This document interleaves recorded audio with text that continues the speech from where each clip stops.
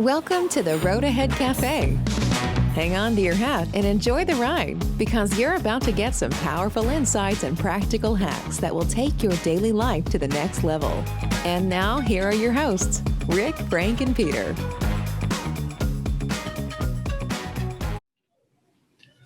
Welcome to the Road Ahead Cafe. And today we're so excited to be talking about a quote.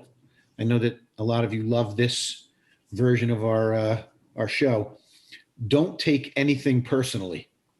Many of you have heard this said in different ways. And now I'll turn it over to Peter. Peter, what do you have to share about this? Yes, okay. Peter Fellows here, author of the upcoming book, Pathfinding, the New American Mindfulness. It's really good to be back with you guys out there listening to us. And what have you guys been doing all week? And we have a great episode for you. Rick and Frank are locked and loaded, in a spiritual way, of course, ready to help me share with you some incredibly empowering, it's a new teeth, insights. So today our segment is called Behind the Words. And the words, this notable quotable that Rick has told you, don't take anything personal. And you've seen this type of thing everywhere. Quotations are popping up on social media. You must have asked yourself, yeah, it sounds great, but what does this meme mean? And we're here to enlighten you on that. And that's what we're going to do today. Not only will I explain everything about it, I'll so thoroughly annoy you by telling you that it's really easy to stop taking things personally. So don't touch that dial because I have 3 surprises for you ahead. Back to you, Rick. Great job, Peter. Frank, what do you think about this? I know that we've talked about this before. I'd love to hear what you have to say. Well, I think it's a very interesting topic because don't take things personally. You know, you easily take things personally. And I remember when I studied at the university that I studied pedagogy and juvenile delinquency. And one time into my study, I was assigned to a police court for 3 weeks just to see how they dealt with the situation. And it was one of the most fascinating moments in my study. And I went to juvenile delinquency settings and detention center and talked to parents, whatever happened. And of course, those police agents, officers, they were yelled at and so on. So afterwards I asked them, so how can you not take this personally? He said, well, Frank, there's only one solution for that. When I put on my uniform in the morning, I know people will be looking at me and they start to talk to me, they start to talk to my uniform. Wow. And I don't take it personally. When I'm at the end of my shift, I take off my uniform and I just go on the street and nobody will recognize me as a police officer. So my uniform somehow is my shield. So I don't take it personally because they're talking to me as a police officer. And that was an interesting story and made me realize that not taking something personally can be quite easy. But, you know, I'll go over that subject later on, but not everybody is wearing a uniform every day. But anyway, I think this might be an interesting thing to remember. Thank you, Frank. So one of the most important realizations in my life was when I first read this in the 4 Agreements. And, I really started to think about it. It was probably 20, I don't know, is the book 20 years old? So maybe, I've been on this spiritual journey, maybe, seems like 25 to 30 years. So I really thought this was important because we're pre-programmed to please others. I remember as a young kid hearing this phrase all the time, be a good boy, Ricky. And, not only my mother, my father, my grandparents, they were just always saying, be a good boy. So I was always programmed to please other people. So of course, when you didn't do the right thing and then you either got reprimanded or judged or criticized in some way, then you were set up to take things personally. But I remember a story. Everybody loves recognition. So this is kind of a challenge because I was in sales most of my life. And so I remember developing awards programs or even being up for different awards. In the sales business, they're always trying to motivate us with incentives, but recognition is like one of the biggest things. And if you become recognition hungry, which so many of us are, we're programmed for that. That's the main incentive, is being recognized. Then we're setting ourselves up to take things personally. So, I can remember, it feels like you're creating a black hole almost, because when we need constant approval, it's like a personal prison. So, that's my view on this, and why we really need to take a look at this closely. Peter, what are your thoughts on this? Okay, well, I promised you 3 surprises. Take notes now, because there will be a test later. All right. Surprise number 1, what I found in writing my book, Pathfinding, you don't take it personally. You don't take it personally. Your brain takes it personally.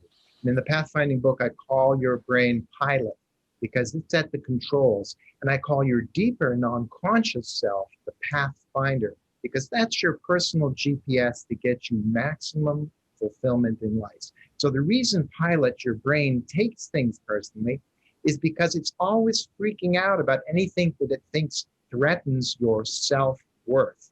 And it's a little sad, and it really messes up life for you, because being offended constantly is exhausting, is wearing, but you can do something about it. And I will tell you about that in a bit. But just remember that your brain cannot help the way it gets wired. So you don't blame your brain, but you can help it.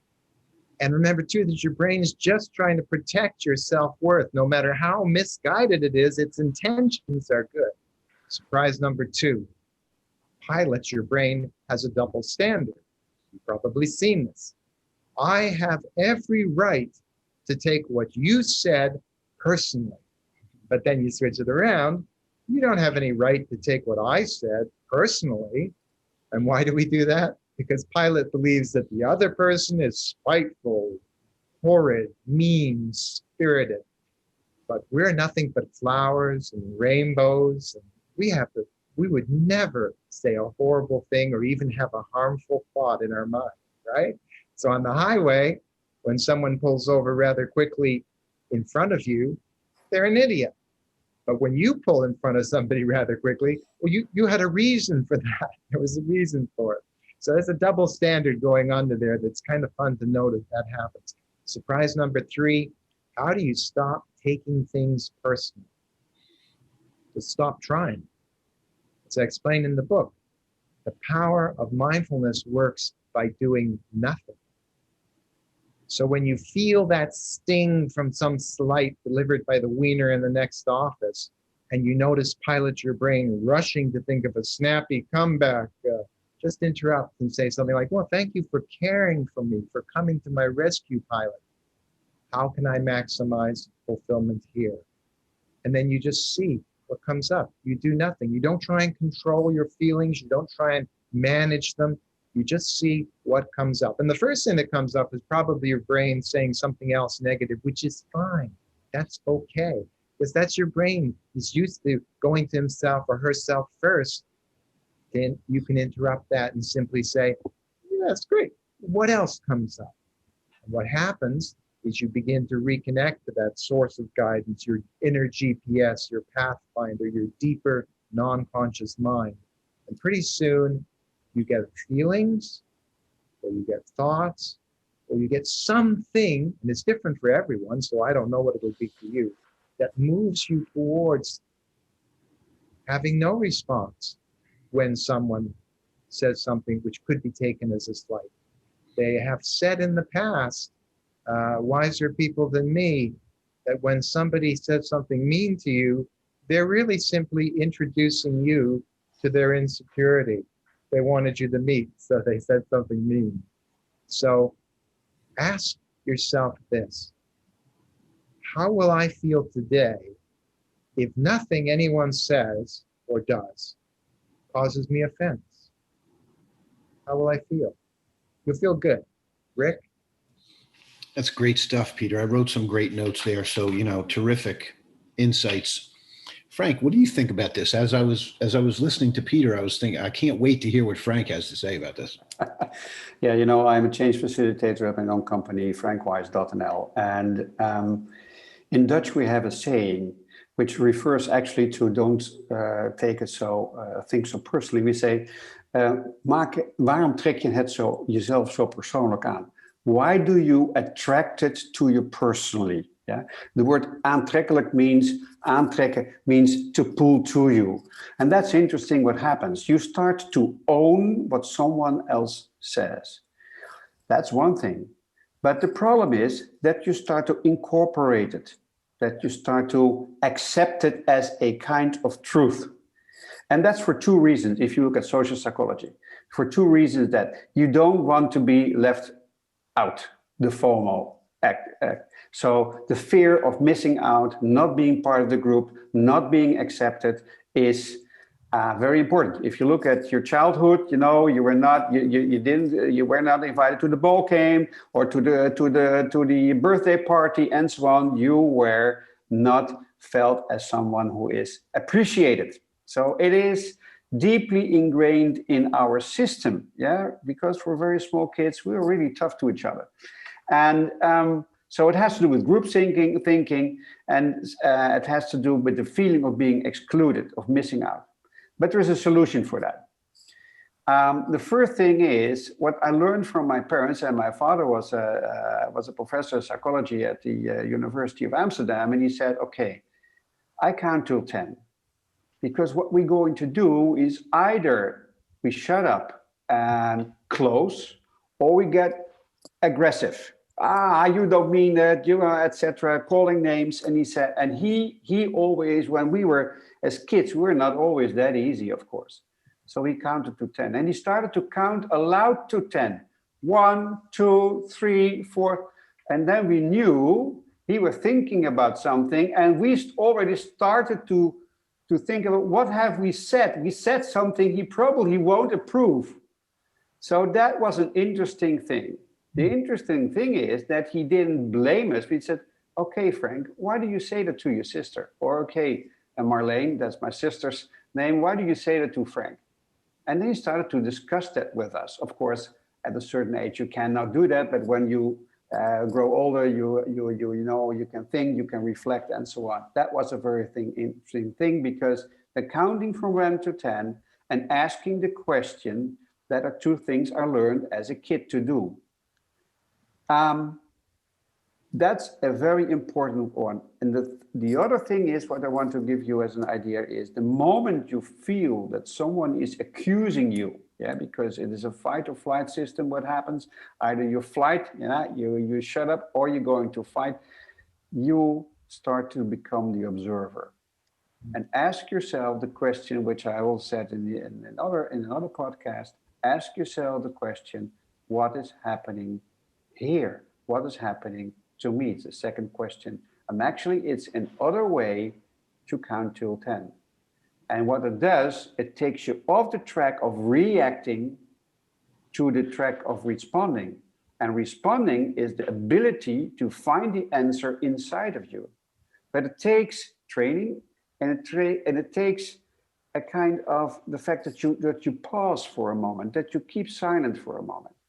And when you do that, that you will see that the emotion will lower, the anxiety will lower, and then you are able not to react, but the ability to respond will emerge in its own time. It may take some practice to do that, but it's a wonderful technique, and it will help you, certainly. Wow. We're going to have to buy some cheap microphones so that we can drop them after you guys talk, because we got some mic drops here. Just again, I'm writing furiously here. Nothing anyone says is my business, right? Why is everything you think and say my business? I'm now in charge of thinking about and processing what everybody else says and thinks. I mean, we never really were told that, but for some reason, what both of you said backs up the fact that we're always going to think like that and feel like that. And, seeing through our own lens is the key to, both of both of your insights today.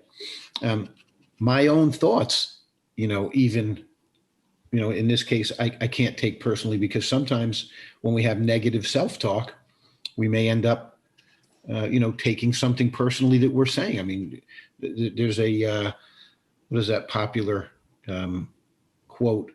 I'm only hearing 2 recordings in my head. I'm not good enough. And then when I succeed, who do I think I am? So I can't take either one of those things personally. All these ideas and thoughts, they reside at the level of ego. So as you mentioned, Peter, the brain is the pilot. So we've got to try to, deal with that and work with that pilot.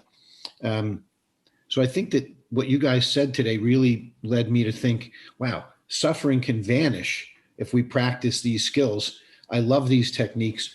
You made me think, Peter, when you were talking about the famous George Carlin, piece, when someone's on the highway and they're driving, one is, I'm not going to use the words, but, the crazy person. And then, when you have to be like that, you have a perfect excuse for doing it. I love doing nothing. So that was terrific. Introducing them to their own insecurities. This is some good stuff.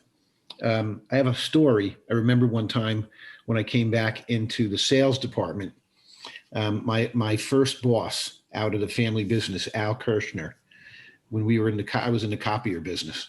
And, I came back to the office. I was all excited. I had my order in my hand and, hey, Al, look, I got this order. Kid, he said, just don't forget this. We're all peddlers, kid. We're all peddlers. So he kind of brought me down and just said, just remember when we're going out there selling this stuff, in other words, don't take it personally, right? That you succeeded. So when you fail, you're not going to be disappointed. And, he taught me to do the work and forget about the outcome. And I think that when we let go of what people think about us, it's probably one of the biggest doorways to getting what we want and getting out of that prison, getting out of that place where we get stuck wanting others' approval. I mean, I think this is a terrific tool for transformation. I know that you guys mentioned a couple of things that you're working on. I would say for people to check out my book, The Currency of Connection. My wife and I just put it out last year. It's got a lot of great stuff about the energy involved here. So, Peter, do you want to make a couple of closing comments before we wrap up? Well, I think you brought up a really important point, Rick, that the phrase "don't take anything personally" sometimes is thought of when somebody says something, don't feel bad, but it's the reverse too. That when someone says how clever you are and how great you are, you don't take that personally either, because if you get 100 people, 50 will say you're a saint, 50 will say you're a sinner.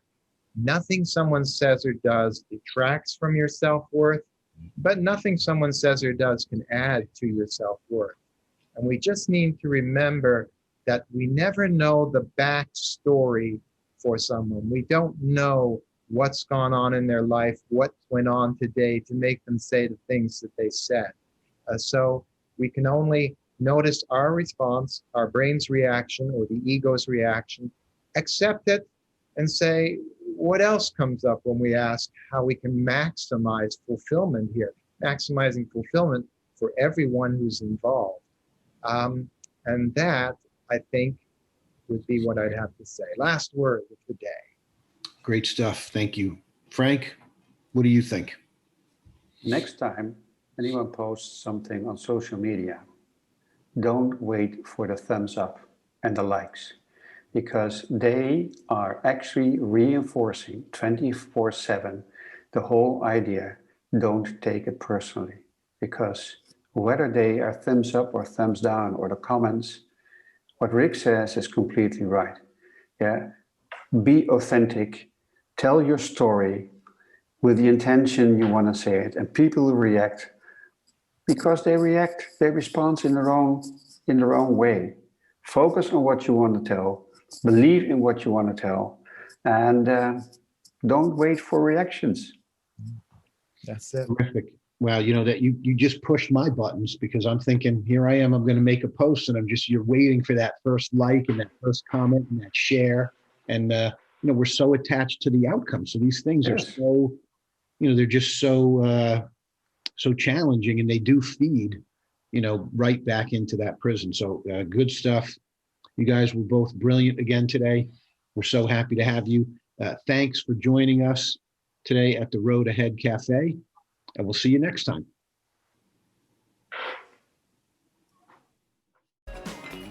We hope you enjoyed this episode of the Road Ahead Cafe. Hungry for more? Don't miss out.